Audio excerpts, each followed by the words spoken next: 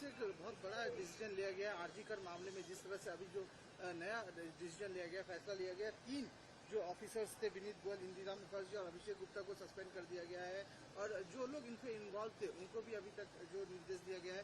क्या कहना चाहेंगे? सरकार के आते ही एक आरजी कर को लेकर जो एक पूरे देश में दुनिया की नजर है, उस केस को फिर से अब रीओपन करके फिर से उसको इन्वेस्टिगेशन की बात की जा रही है। सीपी और जो भी इन्वॉल्व है उसको भी सस्पेंशन की बात की है।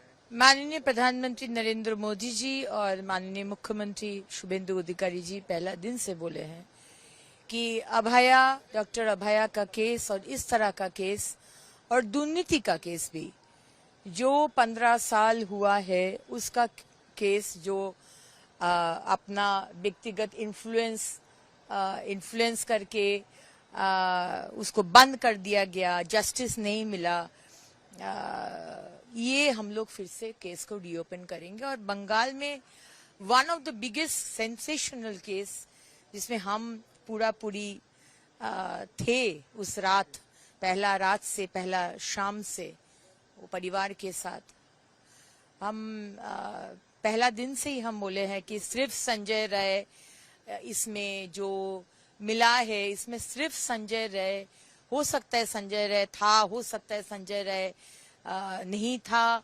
लेकिन सिर्फ संजय राय था ये मुझे नहीं लगता, क्योंकि बहुत सारा विषय हुआ था जो होना नहीं चाहिए था। शाम 6 बजे के बाद कोई पोस्टमार्टम नहीं होता, हम लोग बार बार बोले थे नहीं करने के लिए, लेकिन फिर भी किया गया। और विनीत गोयल जी तब सीपी थे। विनीत गोयल जी झारग्राम से ममता बनर्जी वापस आ रहे थे, वो अपने बोले, फोन पे बात हो रहा था, तो उसके बावजूद वो बोलते हैं कि वकील है ममता बनर्जी। लेकिन 6 बजे के बाद फिर क्यों गया? क्यों हड़बड़ी में उनका बॉडी को जला दिया गया? क्यों बॉडी को प्रिजर्व नहीं किया? एक सेकंड दूसरे अस्पताल, सेंट्रल गवर्नमेंट अस्पताल से सेकंड पोस्टमार्टम होता। आज 2 बॉडी था क्रीमेटोरियम में, उसको हटा के इसको जल्दी कर दिया गया क्रीमेशन। उसका पिताजी माताजी को उसी बॉडी गाड़ी में है और उसका पिताजी को बुला के डीसी बोल रहे कि कितना लाख रुपया ऑफर कर रहे मुंह बंद रखने के लिए। ये सब देख के लगता है कि सिर्फ संजय राय नहीं था, इसमें बहुत बड़ा कुछ है, बहुत बड़ा दुर्नीति जो डॉक्टर अभया को पता चल गया था और उसका मुंह को बंद करने के लिए आज उसका दर्शन करके खून किया गया। एक पतला सा संजय राय एक 35-30 साल की डॉक्टर, हाँ, उनको ऐसा गला दबाया कि उसका आंख से खून निकल रहा था, उनका पेल्विक गर्डल, उनका शोल्डर फ्रैक्चर था। ये संभव नहीं था।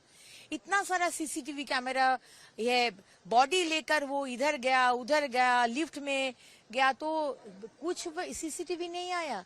और जिस तरह खून हुआ तो उसी दिन से कंस्ट्रक्शन काम शुरू कर दिया उसी फ्लोर में। तो ये सारा कुछ देख के लगता है कि ये बहुत बड़ा एक कॉन्स्पिरेसी है। इसमें एक्स मुख्यमंत्री ममता बनर्जी, टीएमसी सरकार पूरा इन्वॉल्व है। तो हम लोग यही चाहते हैं कि न्याय मिले और 4 जन जिसको आज 3 जन जिसको आज सस्पेंड किया गया, हम लोग बहुत खुश हैं। For more such videos, subscribe to the NewsX YouTube channel, hit the bell icon.